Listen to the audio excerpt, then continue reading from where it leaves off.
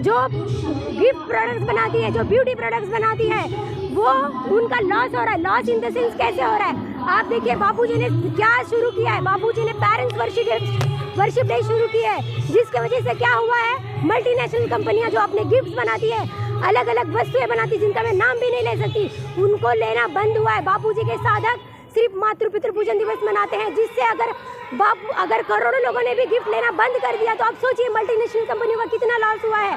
तो उनका भी हाथ है। और उसके साथ ही ब्यूटी प्रोडक्ट्स, बापूजी लोगों को बताते हैं, बापूजी नारियों के लिए इतना कुछ कर चुके हैं जो कोई नहीं कर सकता है। बापूजी नारियों को बताते हैं, नारी तो नारायणी है, नारी तो अबला नहीं तो सबला है। और उन्हें वो बताते हैं तुम्हारी इनर ब्यूटी ही सबसे ज़्यादा मायने रखती है, आउटर ब्यूटी नहीं। आप बापूजी बताते हैं ब्यूटी प्रोडक्ट्स की क्या हानि होती है, उनसे फ्यूचर में उनको जो महिलाएं हैं, जो बच्चियां जो यूज़ करती हैं, उससे उनको कैंसर, स्किन डिजीज हो सकती है। तो अगर करोड़ों महिलाएं भी अगर यूज़ नहीं करती हैं तो मल्टीनेशनल कंपनियों का लॉस ही हुआ ना। तो अगर उनका करोड़ों का लॉस हो रहा है तो उसके लिए लाखों रुपया दे के अगर बापूजी को फंसाना है तो क्यों नहीं फंसाएंगे। तो इसमें मल्टीनेशनल कंपनियों का भरपूर सहयोग है, जिससे हमारे बापूजी अंदर है। और अगर आप केस की बात करेंगे, केस में नील शट एंड क्लोज केस है, जिसमें 0 FIR बनती है। अगर आप अहमदाबाद केस देखेंगे, लड़की बोलती है मेरे साथ गलत हुआ है 2006 में, 2001 में आती है कंप्लेन करने 2012 में। तो क्या 12 साल से वो कहाँ थी? बहुत बहुत धन्यवाद आपका। केस बापूजी का अहमदाबाद वाला केस देखेंगे, उसमें लड़की कहती है मेरे साथ गलत हुआ है 2006 में, और वो आती है ऑल ऑफ सडन 2012 में आती है। तो क्या 12 साल तक का ये जो डिले है, ये अपने आप में ही एकदम सबसे बड़ा डाउटफुल है। तो क्या ये कोर्ट ने उस चीज़ को नज़रअंदाज नहीं किया है? आप अगर आप देखना चाहेंगे तो 12 साल उसके ऊपर ना जीरो टॉलरेंस था, ना तो उसे बापूजी द्वारा, ना तो बापूजी के किसी भी आश्रम द्वारा कोई भी उनको दबाव नहीं था। तो वो 12 साल तक कहाँ थी? और सबसे बड़ी बात, 12 साल के 2012 से 10 साल तक ट्रायल चला है, जिसमें बापूजी को सिर्फ 7 महीने दिए गए हैं। और पूरा जो ड्यूरेशन रहा है उसमें लड़की की ही सुनवाई हुई है। और सबसे बड़ी बात यह है कि लड़की अपने हर स्टेटमेंट में चेंज हुई है। पहले लड़की कहती है मेरे साथ जो गलत हुआ है वो पूर्णिमा के दिन हुआ है, फिर कहती है नहीं दीपावली के दिन हुआ है, फिर कहती है नहीं पूर्णिमा के कुछ दिनों बाद हुआ है।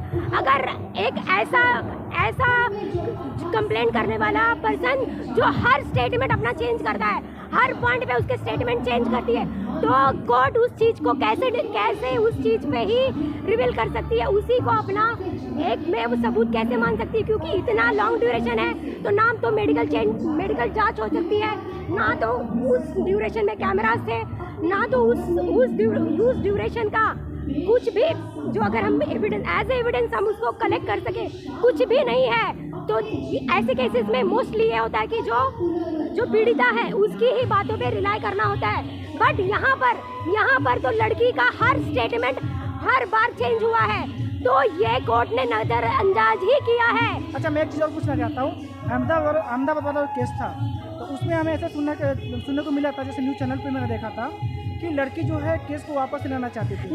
यस बिल्कुल, लड़की सेक्शन 164 जिसमें लड़की फिर से अपील करना चाहती कि मुझे अपना स्टेटमेंट चेंज करना है, ड्यू टू प्रेशर मैंने वो दिया था। पर अब हद देखिए, न्यायपालिका की हद देखिए, न्यायपालिका ने उसे लेने से मना कर दिया। तो ये सोची समझी और मिली भगत नहीं है, ये षड्यंत्र नहीं है, ये पॉलिटिकल षड्यंत्र नहीं है, ये मल्टीनेशनल षड्यंत्र नहीं है। एक साधु के लिए, एक संत के लिए जिसने अपने लाइफ के 57 ईयर्स उसने अपने लाइफ के दिए हैं समाज को एक उन्नत देश, उन्नत समाज बनाने के लिए उन्होंने सोसाइटी के हर पार्ट को, हर वर्ग को सशक्त बनाया है। बाल संस्कार, महिला उत्थान मंडल, युवाओं के लिए युवा संघ सेवा, बच्चियों के लिए तेजस्विनी भवा, महिलाओं के लिए महिला संस्कार, महिला उत्थान मंडल। और तो और अगर आप जानना चाहते हैं कि एक्चुअल में बापूजी के क्या होता है, तो बापूजी के यहाँ सिर्फ और सिर्फ सेवा होती है, जिसमें वो बुजुर्ग वर्ग जिनको आज की जनरेशन अपने माँ बाप को छोड़ देती है, या फिर किसी कारणवश से वो अपने माँ बाप को नहीं देख पाती है, या फिर जिनका कोई नहीं है, बापूजी ने उनके लिए भजन करो, भोजन करो और दक्षिणा पाओ, ये स्कीम्स चालू की है। बापूजी देश के हर कोने तक पहुँचे हैं। बापूजी आप आदिवासी क्षेत्र देखिए, जहाँ पर कोई नहीं पहुंच पाता है, वहाँ हमारे बापूजी पहुंचे हैं। आदिवासी क्षेत्रों में सबसे बड़ा कन्वर्जन किया है आप आदिवासी क्षेत्रों में, जिसको मीडिया कभी नहीं दिखा दिया है। और उन क्षेत्रों में मीडिया इसमें क्यों नहीं इंटरेस्टेड थी? मीडिया क्यों? क्योंकि मीडिया मिली, हाँ मैं आपको वही बताना चाहती हूँ, मीडिया इसमें मिली हुई है क्योंकि मीडिया को बापूजी को बदनाम करने के पैसे मिलते हैं, बापूजी के द्वारा दिखाए सेवा कार्य को दिखाने के पैसे नहीं मिलते हैं। आप मीडिया को आप डायरेक्ट, मीडिया देश का चौथा नागरिक है, आप मीडिया देश का चौथा नागरिक है, पर सबसे बड़ा भ्रष्ट है मीडिया। मीडिया देश का चौथा नागरिक है, आप डायरेक्ट रूप से कैसे कह सकते हैं कि मीडिया करप्ट है? अगर मीडिया करप्ट नहीं होती, अगर मीडिया को साधु संतों के बारे में दिखाना ही है तो मीडिया, अगर आप एफआईआर कॉपी देखेंगे, एफआईआर में कहीं पे भी रेप नहीं लिखा है। दोनों भी केसेस में, सॉरी जोधपुर वाले केस की बात कर रही हूँ मैं, वहाँ पे रेप शब्द लिखा नहीं है। पर अगर आप उस टाइम का मीडिया का रिकॉर्ड देखेंगे, मीडिया 24/7 खाली ये दिखाती रही कि बाबूजी रेपिस्ट है, रेपिस्ट है, रेपिस्ट है, रेपिस्ट है। पर और लोगों के दिमाग में भर दिया कि बाबूजी मतलब आशाराम बाबू मतलब रेपिस्ट, पर सच्चाई कुछ और थी। आप अगर एफआईआर को, अगर आप राइट टू इन्फॉर्मेशन जानते हैं, राइट टू इन्फॉर्मेशन में एफआईआर कॉपी निकालिए, वहाँ पे आप देखिए आपको समझ आएगा कि एफआईआर कॉपी में रेप शब्द लिखा ही नहीं है। पर मीडिया को अच्छी खासी दौलत मिली थी जिससे वो बापूजी को बदनाम करना चाहती है। और ये दौलत जो मिलती है मल्टीनेशनल, दौलत कहाँ से मिलती है? दौलत कहाँ से मिलती है मीडिया का जो फंडिंग है, मल्टीनेशनल कंपनियां हैं जो कन्वर्जन करते हैं। जो भारत में सबसे बड़ा कन्वर्जन चल रहा है वो है जहाँ पे वो बापूजी पे करोड़ों रुपए खर्च हुए हैं उनको बदनाम करने के लिए, क्योंकि बापूजी सबकी पोल खोल कर रख देते हैं। बापूजी ने बताया है लोगों को, बापूजी ने अपने देश के लोगों को बताया है कि कन्वर्जन नहीं करना है। बापूजी ने इतने षड्यंत्र सहे हैं, पर लोगों को ना तो कन्वर्जन करने दिया, ना तो लोगों को भ्रमित होने दिया। तो ये सारी चीज़ों से लोग, मल्टीनेशनल जो कंपनियां हैं, जो पॉलिटिकल पॉलिटिक्स है, जिनका लॉस हो रहा था, इसके वजह से उन्होंने फंडिंग की है। इसलिए तो मीडिया दिन रात दिखाती है बाबूजी के अगेंस्ट में। पर आप देखिए यहाँ पे आज 3 से 4 हजार की तादाद में महिलाएं आई है। देश के हर कोने से महिलाएं अपना आवाज उठा रही है कि बापूजी को रिहा करो, बापूजी हमारे निर्दोष है। अगर न्यायपालिका बापूजी को एक लड़की के सिर्फ आरोप भर से उन्हें जेल में रख सकती है, तो इतनी लड़कियों की बात क्यों नहीं सुनी जा रही है? तो आप बापूजी को केस को लेकर सरकार से क्या अपील करना चाहती है? बापूजी के केस से लेकर सरकार को यही अपील करना चाहूंगी, अपने आंखों की पट्टियां बांध कर रखी है उसे खोलिए, अपने कानों को खोलिए और सच्चाई दिखाइए। अगर संत है तो सनातन है तो देश है, बिना संत के, बिना सनातन के भारत देश नहीं होगा। वो भी अंग्रेजों की तरह एक जैसे विलासी देश होकर रह जाएगा। और बापूजी ने उस विलासिता से ही भारत को बचाने के लिए ये सारा कुछ किया है। और सिर्फ अकेले बापूजी ने उन विधर्मियों से लोहा लिया है, इसलिए बापूजी आज जेल के अंदर है।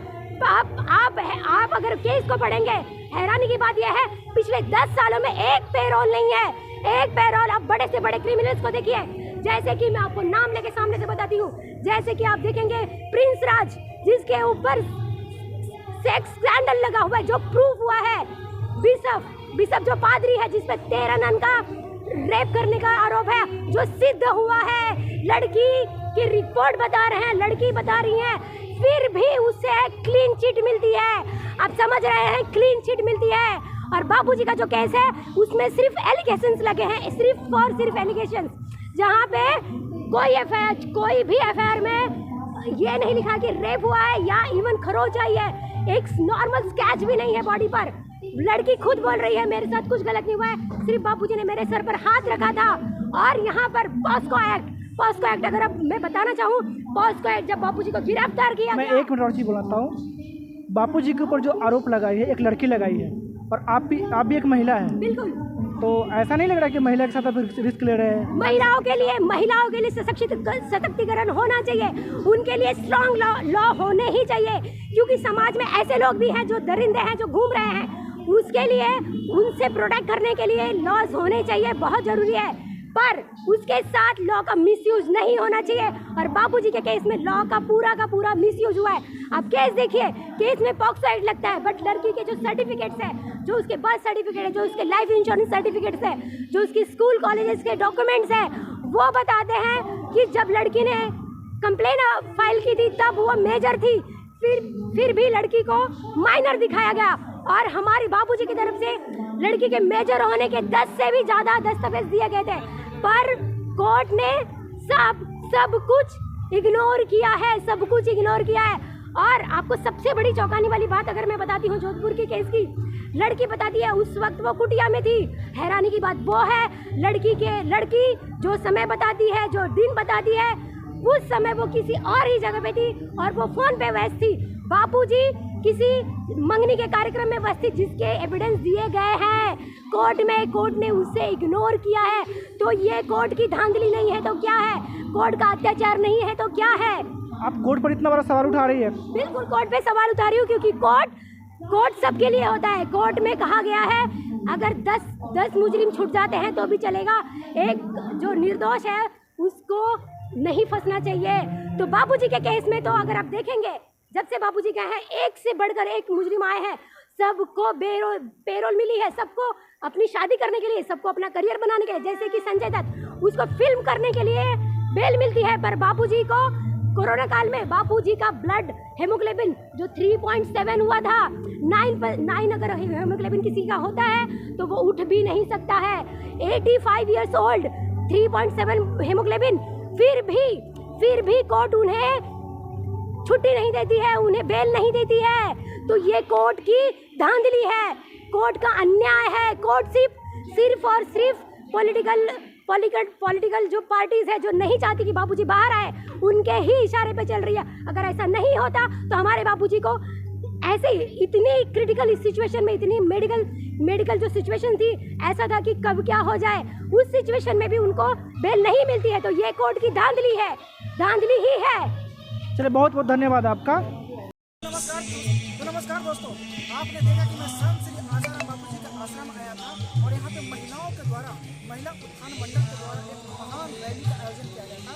और इस रैली में मैं बापूजी के केस को लेकर बहुत ही महिलाओं से अपडेट करने, बहुत महिलाओं को जानने की कोशिश की। हर महिलाओं ने अपने अपने तरीके से जवाब दिया और हर महिला का यही कहना था कि बापूजी निर्दोष है, बापूजी को जल्द से जल्द रिहा किया जाए। मैं संत श्री आसाराम बापूजी को आश्रम में आकर यहाँ के भक्तों से मैं रूबरू करने की कोशिश किया और हर अपडेट को मैंने आपके बीच रखना चाहता हूँ अपने चैनल के माध्यम से। बस आप लोग बने रहिए मेरे चैनल पे, शंखनाद पर और देश की बल चैनल पे। आप लोग मेरे चैनल को सब्सक्राइब कीजिए, लाइक कीजिए, कमेंट्स कीजिए। जय हिंद, जय भारत।